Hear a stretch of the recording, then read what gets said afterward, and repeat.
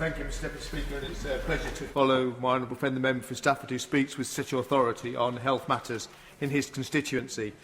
Having set up and run a business for 25 years before entering here, I'm always keen to meet with businesses in my constituency, and some 18 months ago I arranged to visit a new retailer with a business called Smoke No Smoke, run by a very entrepreneurial Jim Lacey, and this business sells e-cigarettes.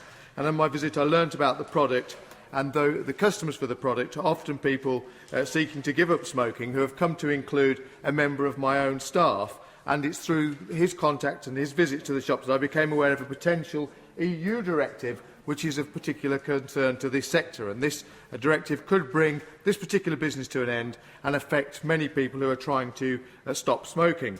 Now, of course, most smokers know that smoking is bad for their health, and many have wanted to quit, but quit rates are extremely low, with only 3 to 5% of people seeking to quit managing to do so. And so many have turned to e-cigarettes as a substitute, and this consists of an electronic inhaler that vaporises a liquid into an aerosol mist, simulating the act of tobacco smoking. It's the same size and same shape as a cigarette, it's held in the same way and treated as a cigarette, but the difference is that while cigarette smokers smoke for the nicotine but die from the tars and gases released by the burning of tobacco, e-cigarettes deliver the nicotine in an aerosol form, crucially without the hazards that accompany tobacco smoking.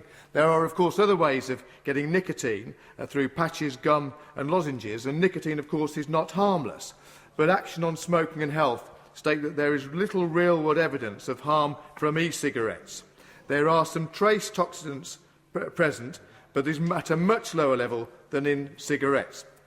And a recent Economist article sums up the proposition very well. It says, and I quote, "People smoke because they value the pleasure that they get from nicotine and tobacco over the long-term certainty that their health will be damaged.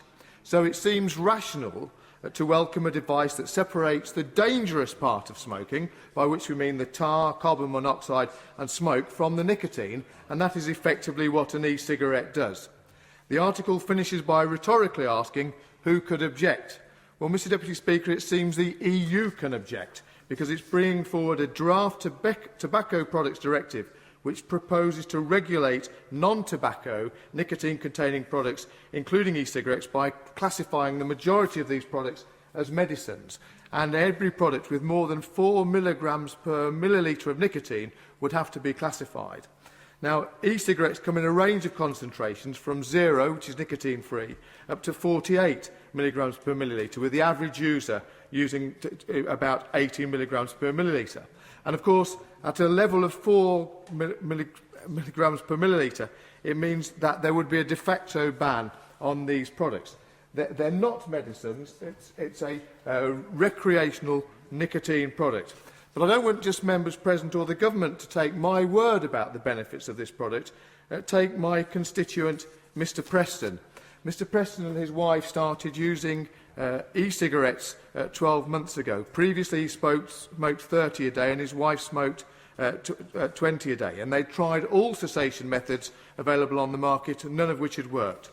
Since starting using e-cigarettes, neither has smoked a conventional cigarette, and Mr Preston estimates they've saved up to £400 per month alone. He's 65 years old, and he tells me that he now wakes up without a heavy chest and immediate cough each morning. He describes it as no longer waking up with that bottom of the birdcage feeling. Another user said, after 32 years of being a smoker, "I love my e-cigarette and I never want to try having a cigarette again. And I'm now on day 50 of giving up, the longest as I've ever managed."